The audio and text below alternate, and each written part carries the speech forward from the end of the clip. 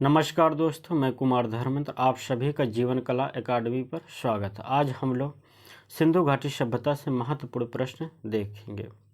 आइए देखते हैं। प्रश्न संख्या 1, मोहनजोदड़ो से प्राप्त नर्तक की मूर्ति किस धातु की बनी है? तांबा, कांसा, टिन, पीतल। इसका आंसर हो जाएगा भी कांसा से। प्रश्न संख्या 2, सिंधु घाटी सभ्यता का आकार कैसा था? आयताकार, त्रिभुजाकार, चतुर्भुजाकार, वर्गाकार, त्रिभुजाकार। इसका आंसर हो जाएगा दोस्तों डी, त्रिभुजाकार।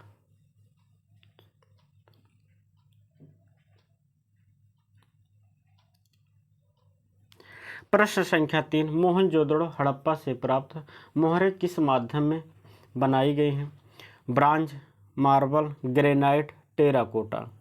इसका आंसर हो जाएगा डी, टेराकोटा। प्रश्न संख्या 4, सिंधुवासी किस वृक्ष की पूजा करते थे? पीपल, नीम, आम, शीशम। इसका आंसर हो जाएगा दोस्तों ए, पीपल। प्रश्न संख्या 5, लोथल की खोज कब हुई? 1992, 1954, 1945, 1960 में। इसका आंसर हो जाएगा दोस्तों बी, 1954। प्रश्न संख्या 6, कांसे का रथ कहाँ से प्राप्त हुआ है? दैमाबाद, लोथल, चनहुदड़ो, कालीबंगा। कांसे का जो रथ प्राप्त हुआ है दोस्तों, यह दैमाबाद से प्राप्त हुआ है।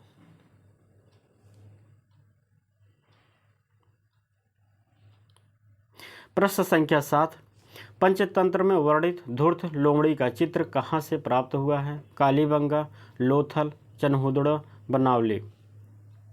यह दोस्तों लोथल से प्राप्त हुआ है।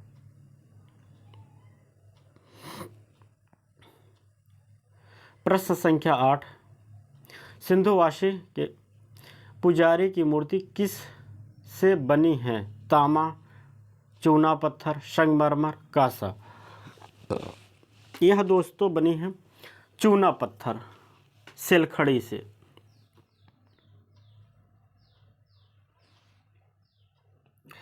प्रश्न संख्या 9, सिंधु घाटी सभ्यता में कौन सा धातु सर्वाधिक प्रयोग किया जाता था? लोहा, सोना, कांस्य, तांबा।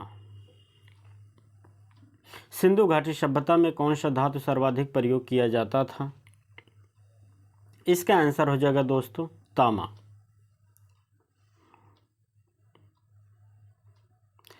प्रश्न संख्या 10, नाव का उत्कीर्ण चित्र कहाँ से प्राप्त हुआ है? हड़प्पा, मोहनजोदड़ो, चनहुदड़ो, लोथल। नाव का उत्कीर्ण चित्र जो प्राप्त हुआ है दोस्तों, वह मोहनजोदड़ो से प्राप्त हुआ है। प्रश्न संख्या 11, हड़प्पा कालीन मोहरें किस आकार की हैं? 3.3 गुणे 3.3 सेंटीमीटर, 4.8 गुणे 4.8 सेंटीमीटर, 5.3 गुणे 6.4 सेंटीमीटर, 2.8 गुणे 2.8 सेंटीमीटर। मोहरों की जो साइज थी उसका 2.8 गुणे 2.8 सेंटीमीटर की साइज में मोहरें बनती थी। इसका आंसर हो जाएगा डी। प्रश्न संख्या 12, मिट्टी का बना हल का साक्ष्य कहाँ से मिला है? हड़प्पा, मोहनजोदड़ो, बनावली, कालीबंगा। इसका आंसर हो जाएगा सी, बनावली से। प्रश्न संख्या 13, सिंधु कालीन मोहरें किस प्रयोग में आती थी? मुद्रा की भांति, व्यापार हेतु, धार्मिक अनुष्ठान हेतु, पैतृक धरोहर के रूप में। इसका आंसर हो जाएगा दोस्तों व्यापार के रूप में। जब सिंधु घाटी के लोग जो व्यापार करते थे तो वो जो वस्तुएं आदान प्रदान के माध्यम से तो उसमें मोहर का प्रयोग करते थे। तो इसका आंसर हो जाएगा व्यापार हेतु। प्रश्न संख्या 14, हड़प्पा सभ्यता किस सबसे प्रमुख विशेषता क्या थी? काष्ठ मूर्तियाँ, नगर नियोजन, टेराकोटा खिलौना, स्नानागार। इसका आंसर हो जाएगा नगर नियोजन। जो सिंधु घाटी की सभ्यता थी और नगरीय सभ्यता थी, इसलिए इसका आंसर हो जाएगा नगर नियोजन। प्रश्न संख्या 15, किस स्थान से तांबे का बना हंस मिला है? लोथल, चन्हुदड़ो, कालीबंगा, रोपड़। तांबे का जो हंस मिला है वह आपका लोथल से मिला है।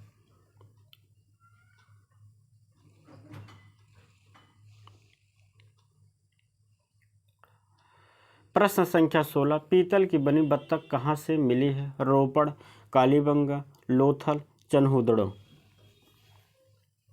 पीतल की जो बत्तख मिली है यह आपका चन्हुदड़ो से मिली है।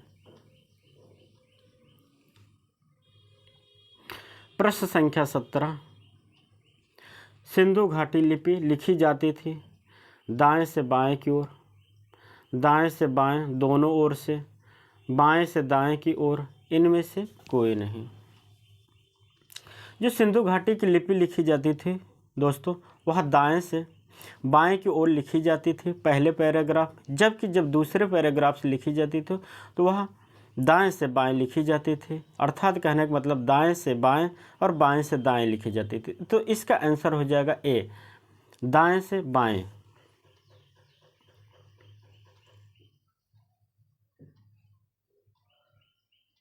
प्रश्न संख्या 18, मोहनजोदड़ो की खोज कब हुई? 1922, 1921, 1931, 1953 में। मोहनजोदड़ो की खोज हुई दोस्तों 1922 में।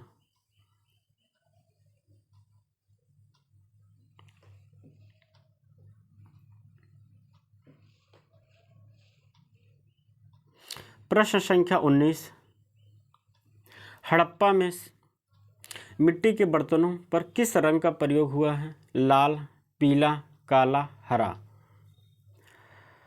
इसका आंसर हो जाएगा ए, लाल। हड़प्पा के जो मिट्टी के बर्तन थे उस पर लाल रंग का प्रयोग किया जाता था, जबकि जो चित्रकारी की जाती थी उस पर वो काले रंग से की जाती थी। प्रश्न संख्या 20, लोथल किस नदी पर स्थित है? हिंडन, नर्मदा, भोगवा, सतलज नदी। लोथल भोगवा नदी पर स्थित था। इसका आंसर हो जाएगा सी। प्रश्न संख्या 21, हड़प्पा लिपि में कुल कितने अक्षरों का प्रयोग किया गया है? 420, 396, 408, 597। इसका आंसर हो जाएगा दोस्तों 396।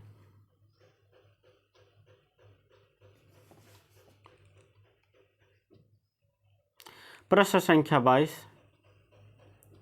सिंधु घाटी सभ्यता प्रमुख रूप से प्रसिद्ध है? मूर्तिकला, चित्रकला, वास्तुकला, इनमें से कोई नहीं।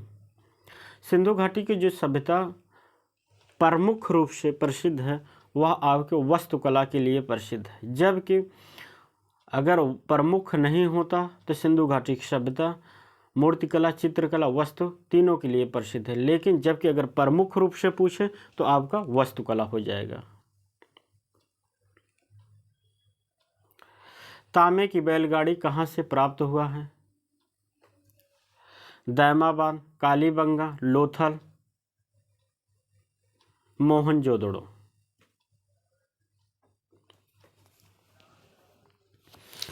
तांबे की जो बैलगाड़ी प्राप्त हुई यह आपके दैमाबाद से प्राप्त हुई है।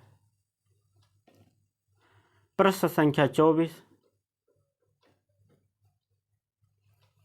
हड़प्पा से प्राप्त नटराज की मूर्ति की ऊंचाई क्या है? 9.2 centimetre, 10.5 centimetre, 3.7 centimetre, 4.1 centimetre. Harappa से प्राप्त नटराज की जो मूर्ति की ऊंचाई है मित्रों, यह 9.2 सेंटीमीटर है।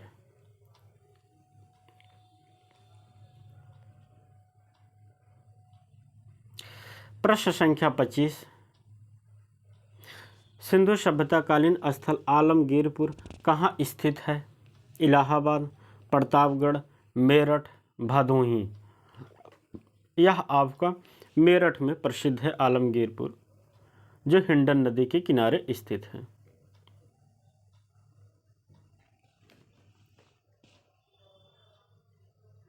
प्रश्न संख्या 26, पक्षी का पिंजरा का साक्ष्य कहाँ से प्राप्त हुआ है?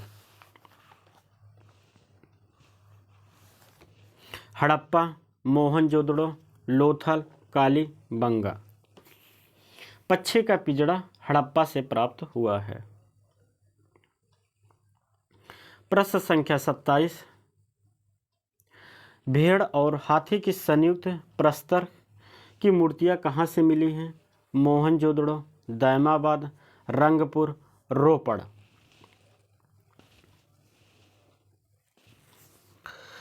यह मोहनजोदड़ो से प्राप्त हुई है, भेड़ और हाथी की संयुक्त मूर्तियां। प्रश्न संख्या 28, पुजारी की प्रतिमा या साधु की मूर्ति कहाँ से पर सुरक्षित है? नई दिल्ली संग्रहालय, मुंबई संग्रहालय, कराची संग्रहालय, कोलकाता संग्रहालय। यह कराची संग्रहालय में स्थित है।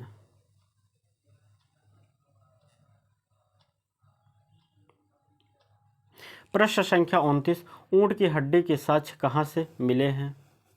कालीबंगा, रोपड़, मोहनजोदड़ो, हड़प्पा। ऊंट की हड्डी का जो साक्ष्य मिला है वह आपके कालीबंगा से मिला है।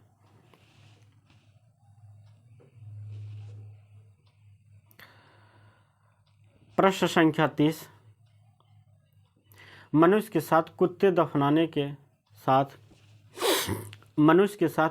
दफनाने के साथ ने साक्ष्य कहाँ से प्राप्त हुए हैं? टाइपिंग मिस्टेक है मित्रों। मोहनजोदड़ो, रोपड़, लोथल, कालीबंगा। इसका आंसर हो जाएगा दोस्तों रोपड़। मनुष्य के साथ कुत्ते दफनाने के साक्ष्य रोपड़ से मिले हैं, जबकि बकरी का जो साक्ष्य मिला है वह आपके लोथल से मिला है। आप लोग याद रखिए, इसका आंसर हो जाएगा रोपड़। दोस्तों, आप लोग को क्लास अच्छी लगे तो सब्सक्राइब कीजिए और शेयर कीजिए। प्रश्न संख्या 31, जोते हुए खेत का साक्ष्य कहाँ से प्राप्त हुआ? दैमाबाद, अमरी, धौलावीरा, कालीबंगा। जोते हुए खेत का साक्ष्य कहाँ से प्राप्त हुआ? यह आपके कालीबंगा से मिला हुआ है। प्रश्न संख्या 32, नेवले की पत्थर की मूर्ति कहाँ से प्राप्त हुई है? धौलावीरा, मोहनजोदड़ो, राखीगढ़, रोपड़। नेवले की पत्थर की जो मूर्ति मिली है ये आपके धौलावीरा से मिली है।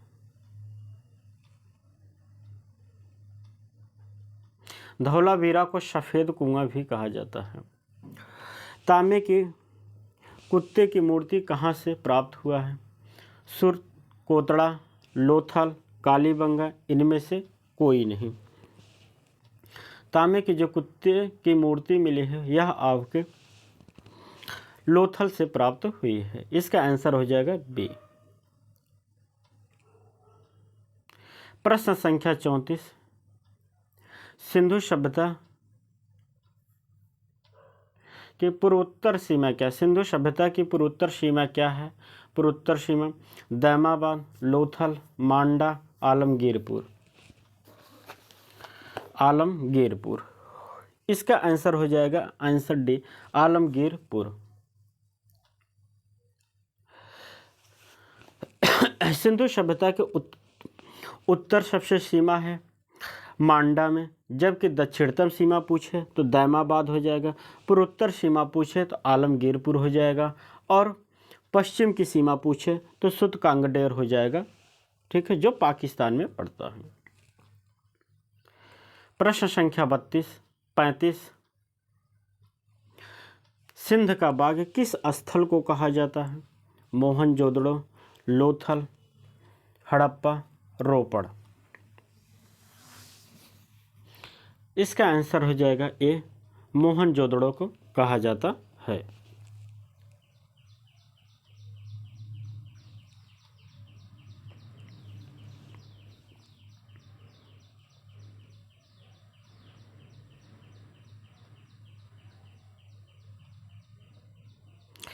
प्रश्न संख्या 36 किस स्थल से एक कब्र में बकरी के हड्डी के साक्ष्य मिले हैं? मोहनजोदड़ो, बनावली, लोथल, रोपड़। यह लोथल से प्राप्त हुआ है। एक कब्र के साथ बकरी के हड्डी का साक्ष्य लोथल से प्राप्त हुआ है, जबकि अगर कुत्ते की बातें की जाए तो वह आपका रोपड़ हो जाएगा।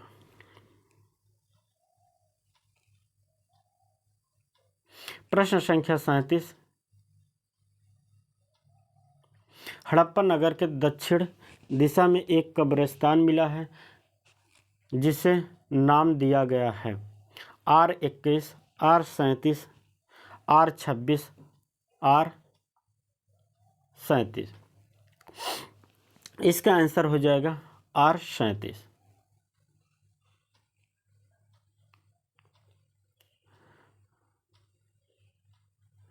प्रश्न संख्या 38 सिंधु लिपि में सबसे ज़्यादा अंग्रेजी के किस अक्षर का प्रयोग किया गया है या प्राप्त हुआ है? यल, यस, सी, यू। सिंधु लिपि में सबसे ज़्यादा यू अक्षर का प्रयोग किया गया है।